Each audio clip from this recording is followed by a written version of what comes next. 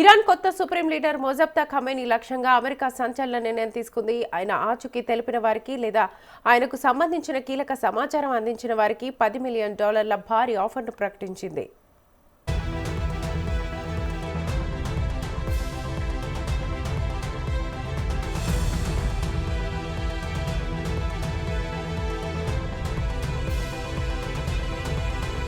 పశ్చిమాసియాలో ముదురుతోన్న యుద్ధం ఇరాన్ అగ్రనాయకత్వాన్ని ఉక్కిరిబిక్కిరి చేస్తోంది.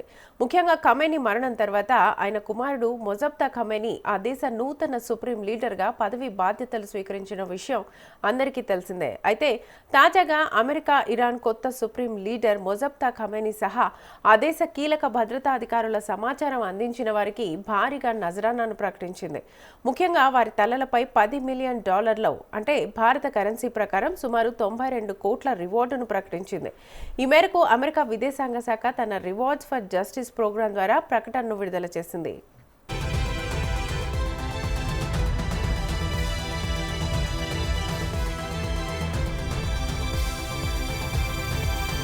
ఫిబ్రవరి 28వ తేదీన యుద్ధం ప్రారంభమైన తొలి దశలో ఇరాన్ మాజీ supreme leader Ayatollah Ali Khamenei మరణించిన సంగతి తెలిసిందే.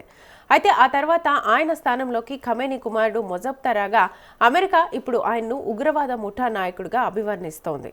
అంతేకాకుండా ప్రపంచవ్యాప్తంగా ఉగ్రవాద కార్యకలాపాలకు ప్రణాళికల్ని రచిస్తూ దాడులను అమలు చేస్తున్న ఇరాన్ ఇస్లామిక్ రెవల్యూషనరీ గార్డ్స్ కార్డ్ను వీరే వెనక నుంచి నడిపిస్తున్నారని అమెరికా ఆరోపిస్తోంది.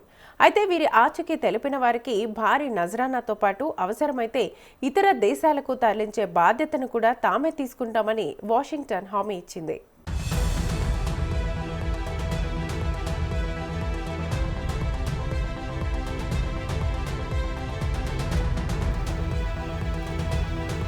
కేవలం మొజబ్తా మాత్రమే కాకుండా ఇరాన్ రక్షణ నిఘా వ్యవస్థల్లో కీలక పాత్ర పోషిస్తున్న 5 అగ్రనేతల పేర్లను కూడా అమెరికా తన జాబితాలో చేర్చింది. వారిలో ఇరాన్ ఇంటెలిజెన్స్ మంత్రి Ismail Khatib, deputy chief of staff Ali Astar Hebazi, major general Yahya Rahim Safavi, Iran అంతర్గత వ్యవహారాల మంత్రి Eskandar Momeni, supreme national security council secretary Ali లాజారినిలు ఉన్నారు. ఇక వీరంతా ఐఆర్జీసీతో కలిసి అంతర్జాతీయంగా అలజడిని సృష్టిస్తున్నారని అమెరికా విదేశాంగ శాఖ స్పష్టం చేసింది.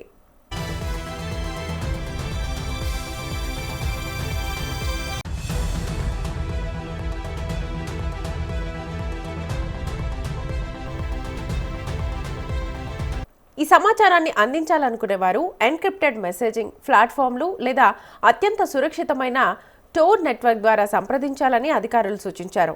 సమాచారం ఇచ్చిన వారి వివరాలు అత్యంత గోప్యంగా ఉంచుతామని భరోసానిచ్చారు. చూడాలి మరి అమెరికా ఇచ్చిన ఆ ఆఫర్ను ఎవరైనా ఉపయోగించుకొని ఇరాన్ అగ్రనేతల సమాచారం అందిస్తారా లేదా అనేది వేచి చూడాలి.